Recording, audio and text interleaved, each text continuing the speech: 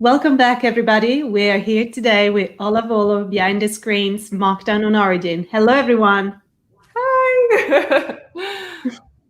And we have Andy from the KnownOrigin team introducing us to KnownOrigin and to the series. So, Andy, after you. Hi, hello everybody. So yeah, I'm Andy. I'm one of the founders of KnownOrigin. We're an NFT marketplace. We sell crypto art or art and tokenize it on the blockchain. We've been doing it for 3 years. We started very small and we've been amazed recently how the scene has grown and blown up. So it's been an amazing journey for us, working with such amazing artists. We've got 1,500, a little more than 50, less more than 1,500, less than 2,000 artists on. Create amazing stuff every day. We sell it. It's changing our lives and other people's. And it's great to have Ola here, who's a recent artist, probably been on a couple of months, but has got an amazing back catalogue already and had some good success with us. So it's just great to learn more. I know I've been digging into the Instagram to try and get a bit of a backstory. And I know the Art Rapture guys have done a great job spreading the word about yourself and other people. Because that's what really for us, the artists, just the more you learn about them, the more you want to collect their artwork, in my opinion. So it's just amazing, and I'll be listening in and intrigued. So thanks for joining us. Yeah, my pleasure. Nice to meet you, Andy, and nice to meet you, Serena. I'm an open book, so I'm super excited for the interview today. So let's get started. Thank you for being with us, Ola. And thank you, Andy, for telling us more about KnownOrigin. We'll see you again very soon and send our best to the team. Thank you. So, Ola, I welcome you to the Behind the Screens, and would love to start with a simple question that is something you actually shared with me earlier on today, that you said about art and what this means to you. And you said that art is what connects people. And I would love to listen how you think art has been connecting you with your audience. Oh my gosh, I mean, I could talk about this for days, but I think that's an amazing question to start with, because for me, I always found to be art is a sort of like, for me, a bridging way to bridge my past and my present. And I come from Kazakhstan. And for me, when we moved to Canada, it was language was a big barrier for me. And I think I always related to art as a way to express myself and to connect and to sort of like, find a way to just start a kind of communication between other kids that when I was younger. So when I got into art as a public artist, a public muralist, I see it all in front of me all the time, how just creating artwork is making so many connections, not even with me, but just with public and people starting to chat with each other. So for me, trying to find different avenues to express my work, and whether it's on a public wall or it's on a print or it's on a digital art or it's in a book, I find it's all, as long as the story is yours, as long as the style is yours, you're able to find this way how to connect other people to your work. So one of the, and part of my process, and a big part of my process, is the digital aspect of art. And that comes before I do my public artwork. So we talked about it earlier about how, depending on how you want to express your work, sometimes people have only access, on their phones, or whether it's on their, your artwork becomes a starting subject on your phone, or it's a print or whatever. So yeah, for me, it's I find that it doesn't matter which format it comes in, as long as it's your work, I guess. Yeah. Absolutely. Well, thank you so much for sharing that. And I think I want to take this opportunity to tell everyone watching this live that if you want to share any thoughts with us, you can. So you're actually most welcome to. I want to follow up on, what inspires your work and what sort of inspirations you get for making these large scale murals. And, we see these in the background. I think we're in your studio. Am I right? We're at my studio in Montreal. Yeah. Beautiful. It's wonderful to see it. And I can't wait to actually go around for a tour. We'll do a little tour. So yes. But before we do that, I would love to hear what type of inspirations and how do you get inspired these days? Yeah. Actually, I feel like my work has really evolved in where I used to find my inspiration, how it's kind of what it's grown into. I always find, though, that my inspiration comes from my roots and where I'm from. And as I was saying earlier, I'm from Kazakhstan. My family background is super diverse. So my mom is Polish, my dad is Russian. So I think having that as a way, and I speak Russian. So that as an upbringing has always been a big influence in my work. So when you look at my work, I think you see there's a lot of Eastern European folklore that's influenced the pattern, the characters, just all even the head pieces that I create a lot of that is inspired by Russian folklore. And so for me, that was part of the core of where I look at for my inspiration. But when I moved to Vancouver with my family, a lot of the nature scenes and the West Coast has become a big part of my sort of like where I dive to for inspiration. But as I started to evolve and as an artist, my work has really shifted into I found a lot of curiosity to see. I want to project the kind of characters I want to see on walls, and a lot of them are empowered women. And I wanted to see my characters that I'm inspired by myself, when I'm in my studio creating, and I wanted to see them take up space on walls and become, some characters that hopefully not only inspire me, but I hopefully inspire other people too, women and men. So, and especially women. So I guess that, there's a big journey of where inspiration comes from, but I think now that I'm be able to create such large works, I want to make sure that the inspiration is other women that are in my life and my friends, my mom. So all these women who I look up to, I end up creating pieces that kind of borrow their personalities. And anyways, that's the journey. And that's what I think everyone loves about your work, is that everyone can find something that connects them with your work. I think is so detailed, and the fact that has so much creativity in every single trait that you leave on, whether it's on a canvas, on a mural. I think there's a strong connection between you, the culture, and everyone else in the world, because it's so full of content in a way, and also so aesthetically beautiful. So it's very interesting to see your work. I have another very brief question. How does it feel like to be on such high, walls, or, being on such large scale? How does it feel to see such a large scale wall to paint, or whatever that is? How do you feel about it? Honestly, I feel like I totally come alive when I'm on a wall. All the feelings that I feel like make a human, the nervousness, the excitement, it's the moment where I'm just like, I'm thriving and I'm scared and all these things. And some people are like, oh, are you scared of heights? I'm like, yeah, definitely scared of heights. But I kind of like suck it up and pretend like it's all good. Like I'm fine, I'm totally good. But I find it so fascinating that an idea can just be something I wanted to draw, something I really foresee. I see a wall. I'm always hunting for walls too when I'm walking around the city. And I see it and I'm like, oh yeah, I feel like I know exactly what's going to look amazing there. And when I see that come to reality, that just an idea, just a concept, and having it come up on a wall and take up so much space and really change, either like it's a neighborhood or change a part of a street or part of a corner of that city or whatever it is.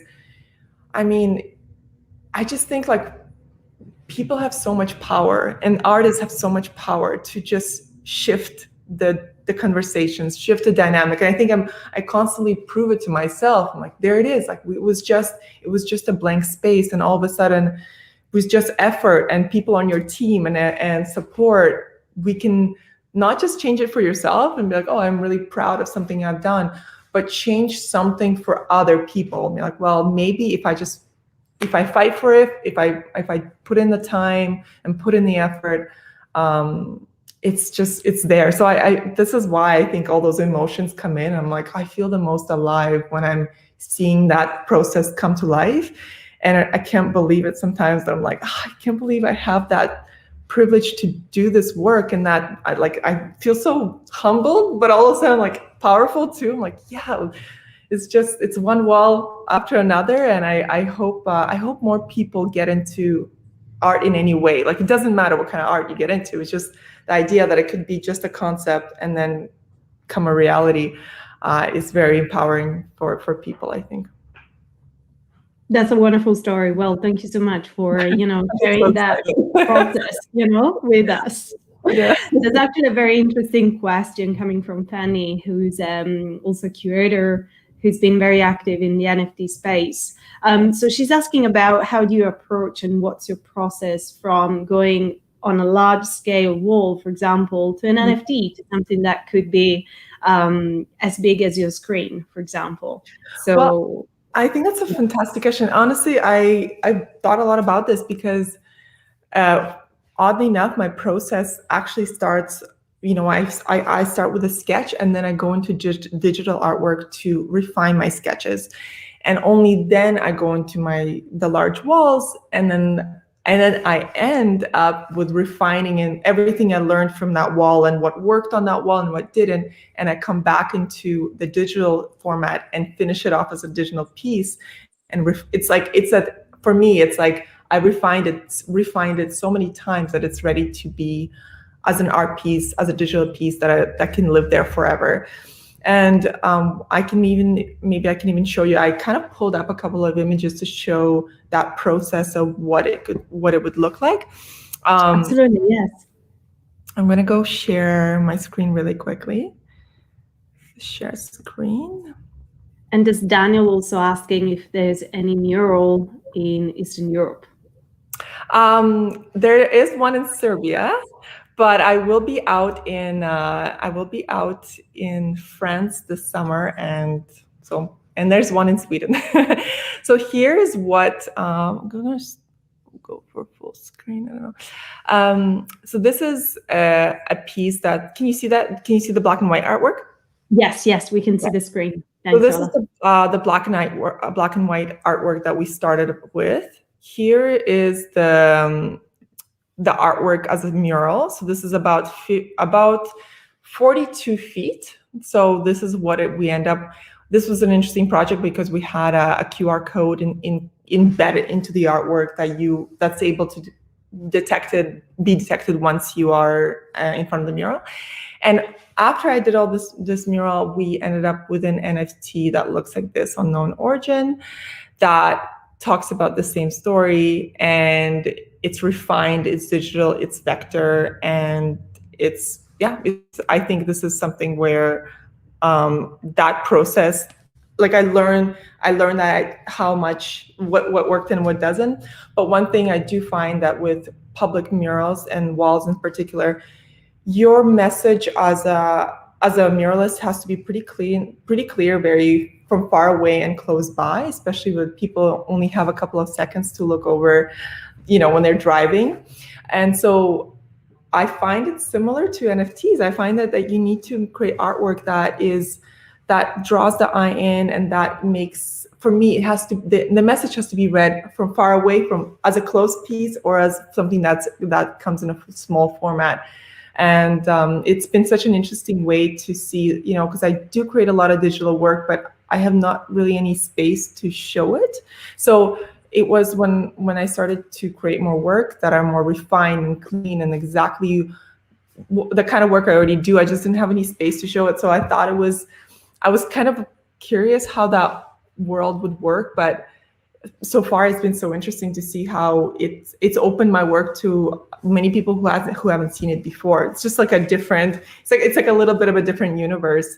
And what I find is something else that was interesting is that I thought it was like, oh, it's only for a particular type of artist with specific style that's very 3D or that's animated or whatever it is. But what I found out, it's actually, no, there's just like there for street art, there's all kinds of street artists that are doing all kinds of styles. On NFTs, every kind of style is celebrated as long as you love what you do when you're, and you go into that direction. I think there's space for all kinds of styles and conversations. And so yeah, I had like a misconception of like, oh, I can't do it because I'm not a animator or a 3D artist. So I think it's actually open for everyone. Absolutely, yes, I second that, and I agree with you. Yes, that was totally. a nice surprise for me. Yeah. And then you arrived in the NFT space, right? So Andy at the beginning was saying that you've been active on the platform KnownOrigin for a couple of months, but how have you actually found out about crypto art, and how have you become interested in joining the space, the NFT space? I think I recently kind of found out about it, I guess a couple of months ago, maybe like 3 months ago now. There's a lot of conversation about it. And I've seen a couple of my friends from Montreal getting more interested in it, but I didn't really know who to turn to get more information about it, because it feels like it was so exclusive or something. And I was like, oh, I don't know if I can be part of that world. I'm not sure if my work and my style fits. But because I joined it together with Art Rapture, which is like a curated, Art Rapture curates like a little team of us artists and helps us to understand about how it works.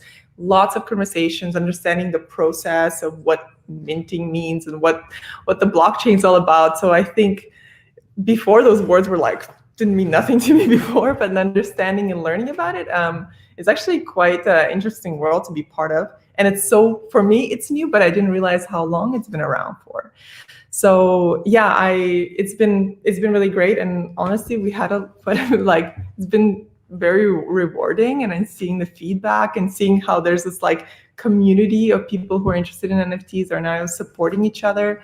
And anyways, I also, if there's any questions or anything anybody would curious, especially other women who are in the NFT world, I'm really open for them to reach out to have a conversation going, because I think that was the one thing I was a little bit shy to ask, and I didn't really know that many people in crypto. I need that many women in crypto art. So I hope that changes too. So I'm kind of happy to be part of that first wave. It's been great. Absolutely, yes. And I think we should continue sharing our experience and get the space, more accessible to all. At least, we can try to educate and communicate more about it. Absolutely. There's a question from Alexander. I think you briefly touched on this point earlier on, but maybe you can go over some of the styles that you've been exploring in your work. Yeah, absolutely. Well, the styles, as I was saying earlier, a lot of it is very influenced by Eastern European folklore. But I think one of the things that I found, or I still find very interesting, I always did, is pattern is very universal, and folklore is very universal. So for me, when I started to understand how to bridge patterns together that beautify the story, but not relying on the patterns to be the artwork, but relying on the patterns to enhance the artwork. You know what I mean? Like, it's not like a mosaic, it is there to enhance.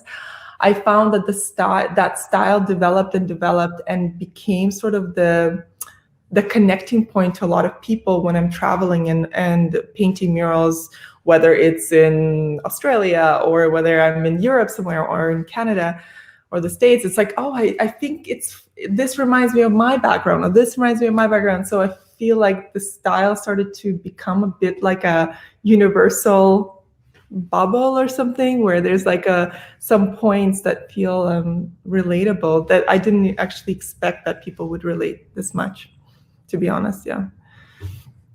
But people do, which is wonderful. I think, connects people so much with your work. And now the highlight of the behind the screens, we're gonna go for a tour at Ola Studio. So please feel free to show us around. I'm in love with all the graphics I already see in your studio. Can I ask you a question? Like, you said that you share it with your partner, and I'm thinking, did he know that you were going to paint the entire place, or? Well, no, my own studio is down here, and I'll show you that around. It's it's about 700 square feet. Like, it's not too big, but it's big enough for me. And my partner, he's upstairs, and I will take you there. And there's a big conference room. Well, not a big one, but in big enough space that he during COVID and during the lockdown in Montreal, we decided to take over and just do whatever you want in this room. So I took over all the furniture, all the walls, and I'll take you guys there at the end, but I'll show you where I'm working right now. So this is my studio. I'm just going to put you on full screen so that people can see. So it starts off with, a full, it's a little messy, but there's big trees. But my big thing is I wanted to walk into a story every morning when I come in. I just wanted to be able, like, as if I'm in a book of my own. And I found it to be super uplifting, and I find it interesting to be able to find inspiration just by looking at the walls. So, and then that's a big space, and I'm always here creating. I'm here usually every day. But I'll take you guys upstairs really quickly and show you the other room. Here's like a dark hallway.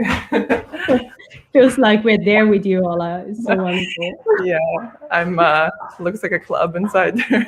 But guys, I'll show you guys the top of. Pretty big space. It's a large space, yeah, definitely. So I'll show you guys here. So you come into this room, and then again, we have every corner, everywhere. And then you come back to this. And then we have all the chairs, we have all the table, everything.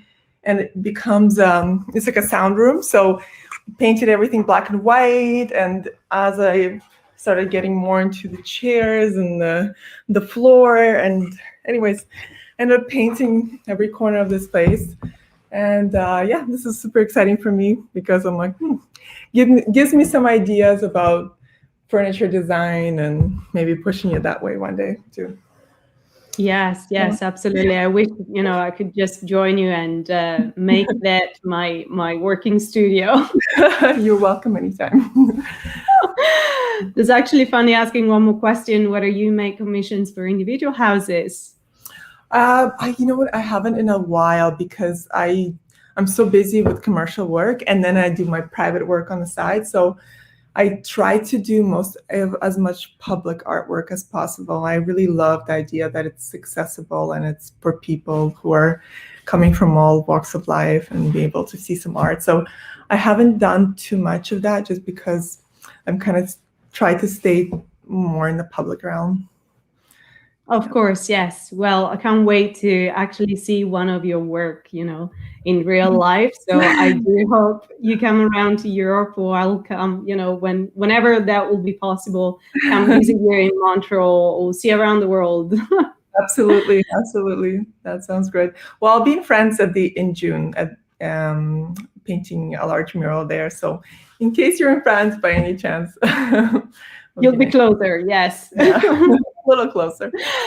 Ola, it's been a pleasure having you on the Behind the Screen series, and I want to thank once again KnownOrigin and MoCDA for putting the series together, and all the people that have been watching this live and sharing questions. Thank you so much. Thank you so much. It was a pleasure to chat, and anytime we can chat anytime. Thank you so much for being here. Thank you. You've been wonderful. Thank you for taking us around your studio. It's amazing. My pleasure. Thank you, everybody. Thank you, everybody. See you again next time. Take care.